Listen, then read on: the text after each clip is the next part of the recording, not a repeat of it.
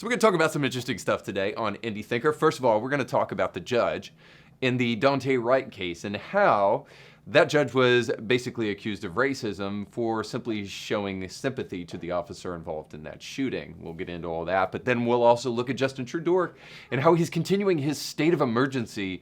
The only problem is there never was an emergency. We'll talk about how totalitarians love crisis in all of our stories today. You're about to make the jump from the echo chamber into free and independent thought on the subjects of culture, causes, politics, and faith.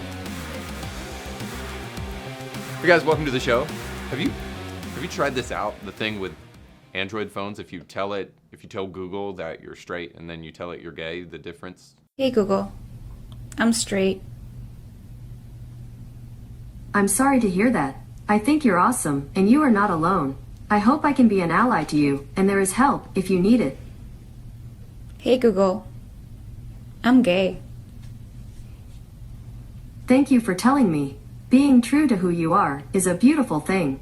You should check that out, but I'm gonna try it with Suri real quick. Hey Suri, I'm gay. Sounds good to me. Hey Suri, I'm straight. Sounds good to me. All right, well, we'll try this one. Hey Suri, you're gay. I don't have a sexual orientation. Gender fluid. Should have known. Well, nonetheless, we got some cool stuff to jump into the show today. But before we do that, I want to make sure that you know that this show is sponsored by Element Funding and our friends over at the Kevin Blair Team. You can go to kevinblairteam.com right now to get pre-qualified for a home before rates go even higher than they already are. Because I don't know if you went to the gas station lately, but guess what?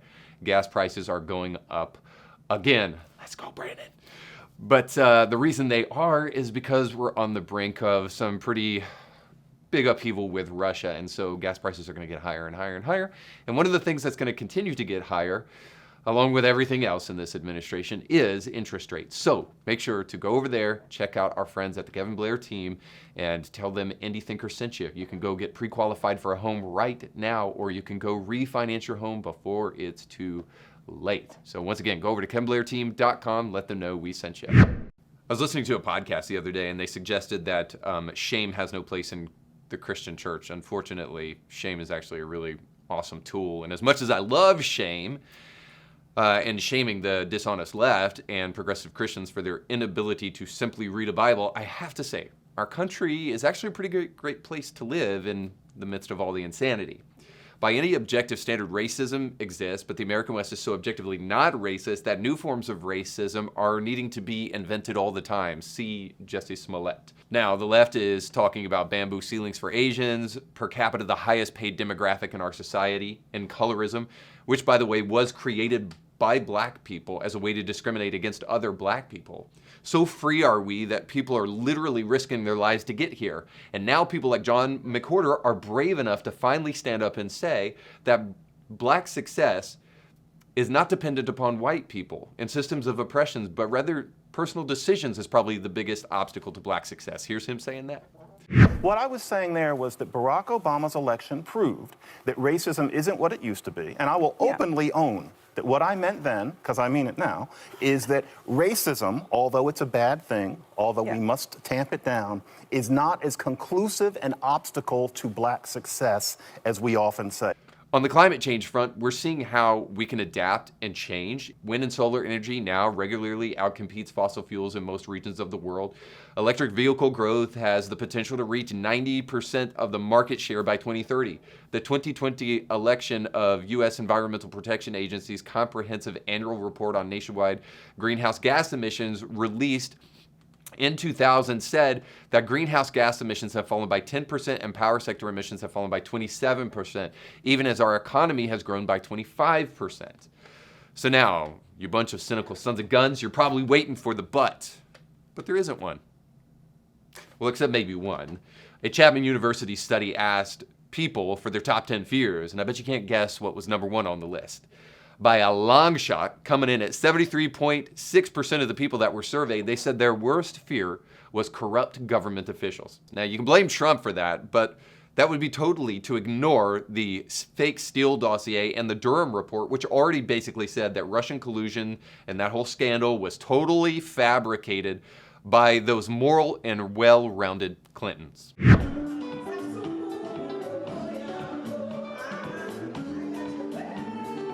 So is it any wonder that we are concerned with our overlords when we see how quickly their totalitarian tendencies lurk around every corner, especially when there's a crisis like COVID at hand? As much as they love masks, you'd think that they would wear them a little bit better, but right now they can't help but exploit crises around every corner because crisis creates a couple of things. The first thing it creates is the predicate for stupidity.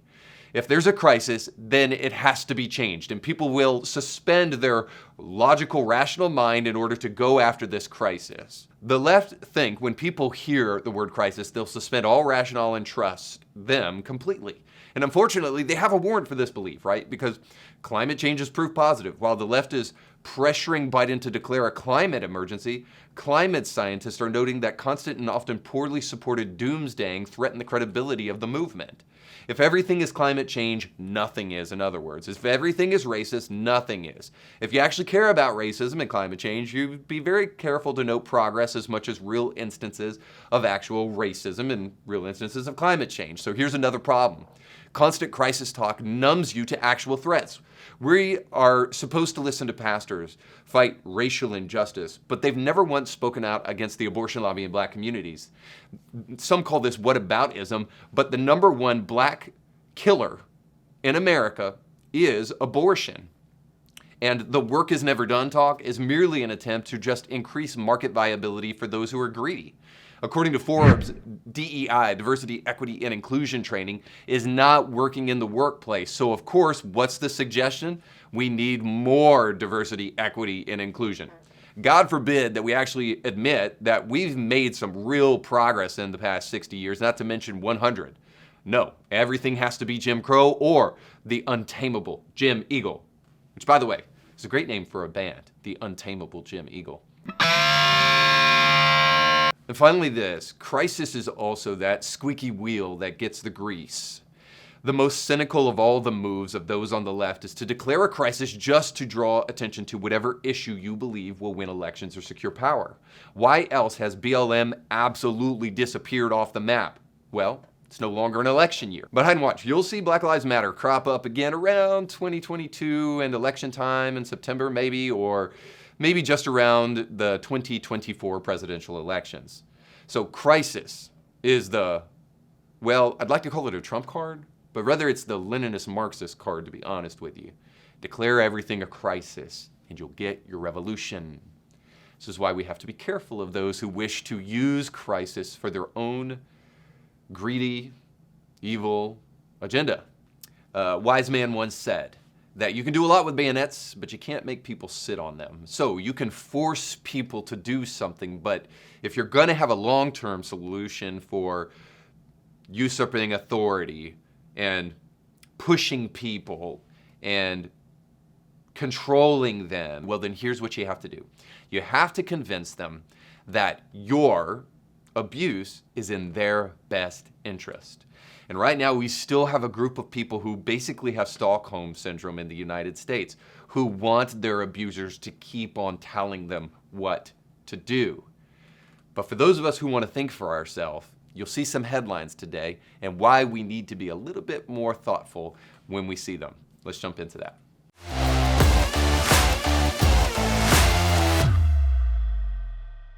Our buddy Justin Trudeau admits that there are no more blockages, but the emergency is not over. Here's a clip of him saying just that.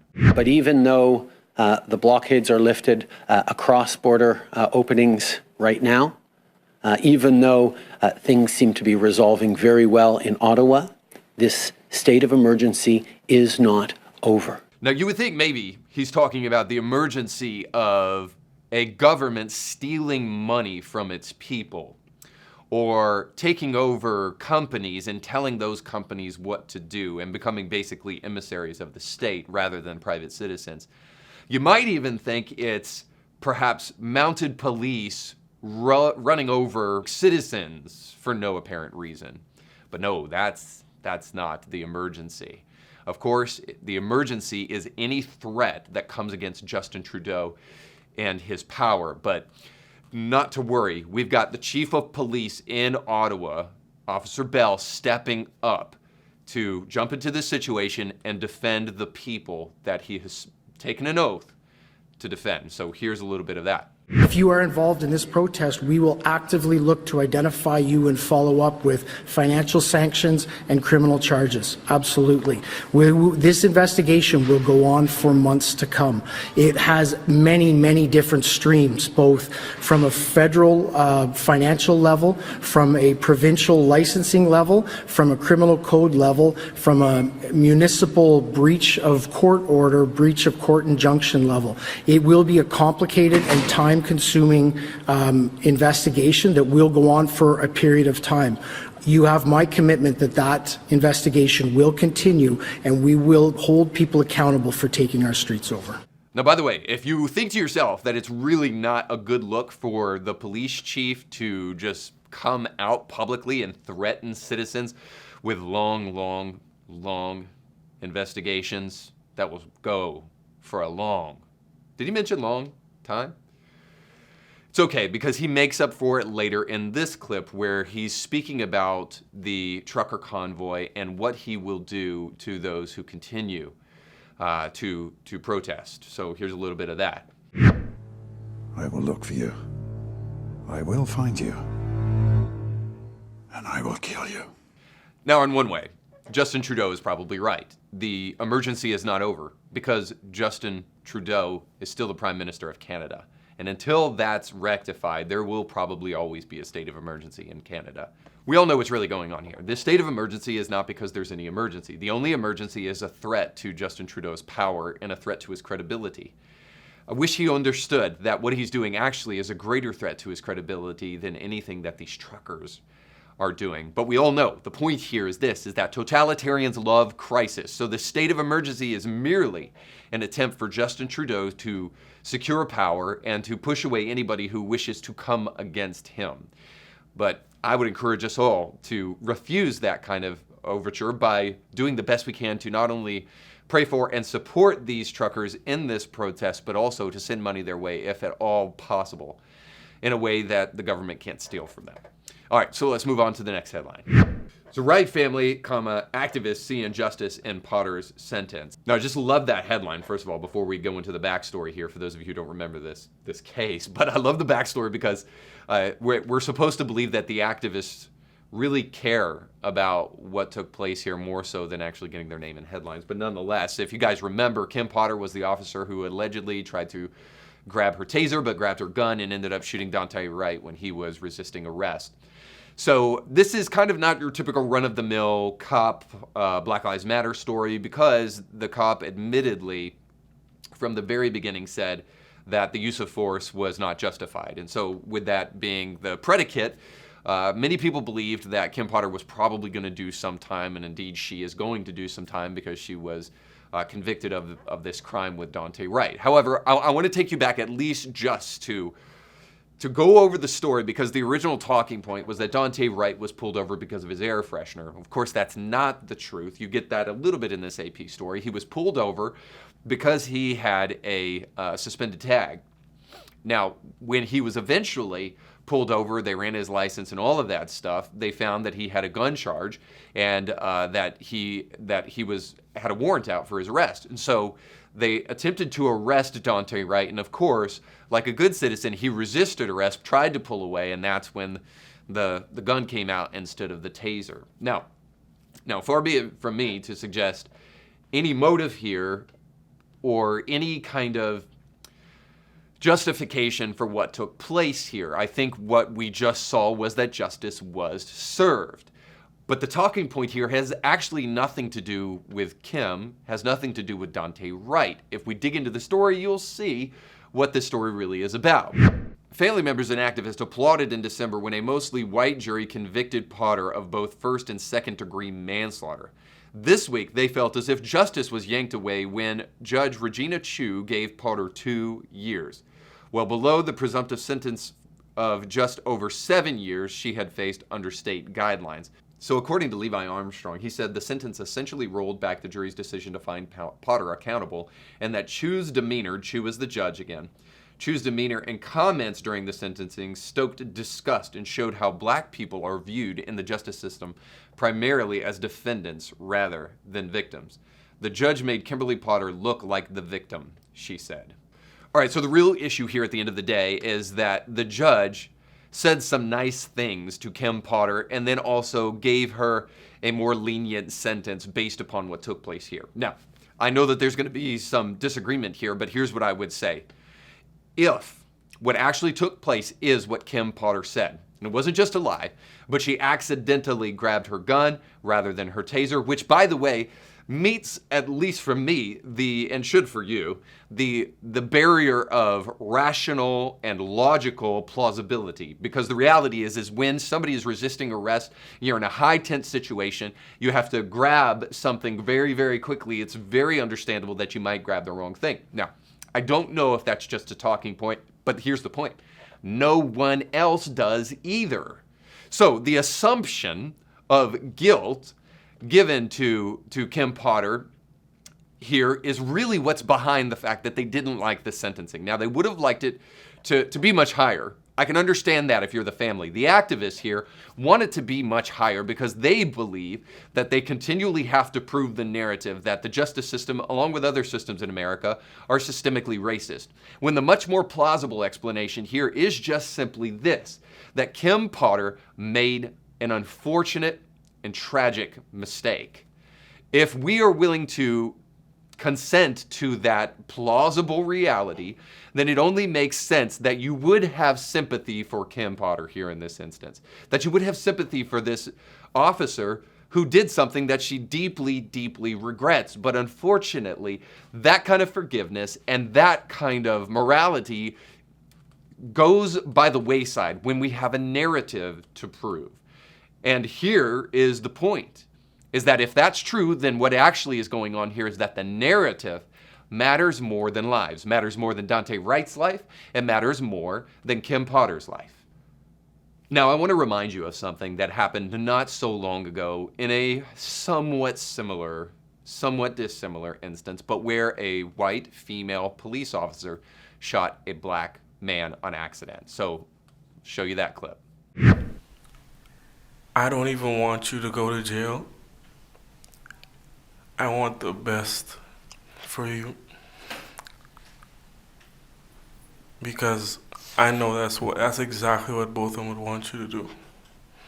And the best would be give your life to Christ.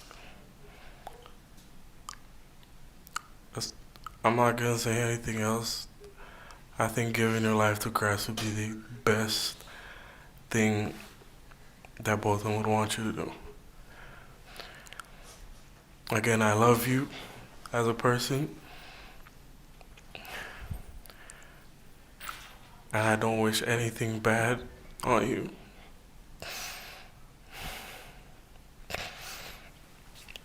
I don't know if this is possible, but can I give her a hug, please? Please? Yes.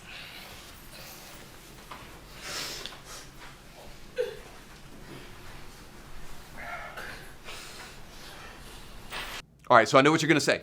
The Christian is going to come out here, and you better believe it, friends, because isn't that the point at the end of the day? The ability to humanize situations and not just put narratives above human lives is something that is fundamentally Christian. And if not for Christianity, I'm not sure this young man would have had the strength to do what he did.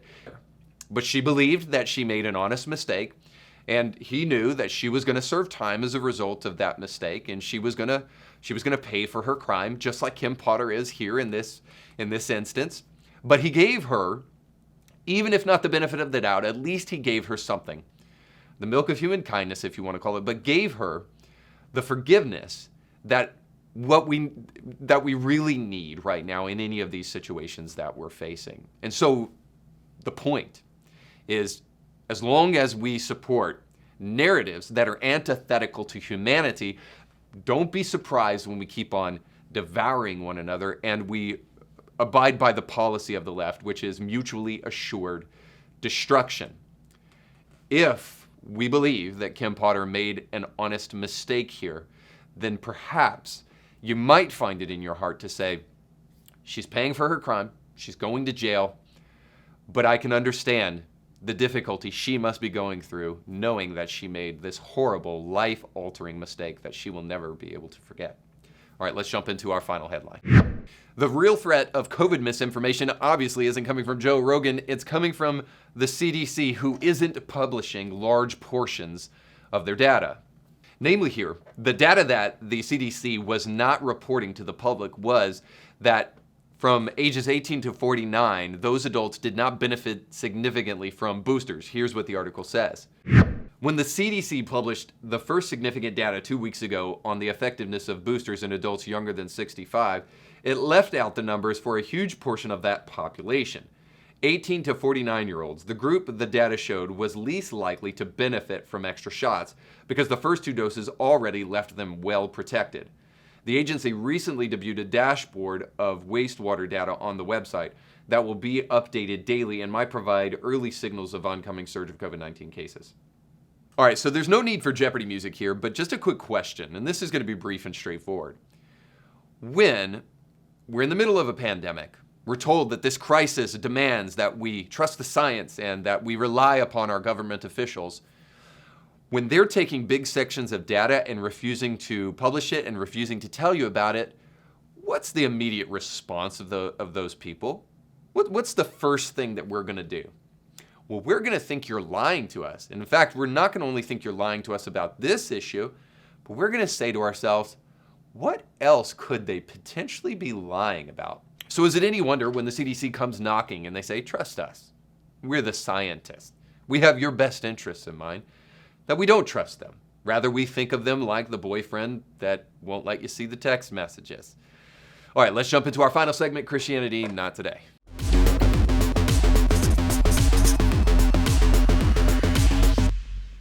So if you by chance thought that leftism and progressivism was just a mind virus of our political class, I wanted to show you too, it's also infiltrating the church. So according to NPR, a West Virginia school is now being sued because they allowed a Christian assembly to take place.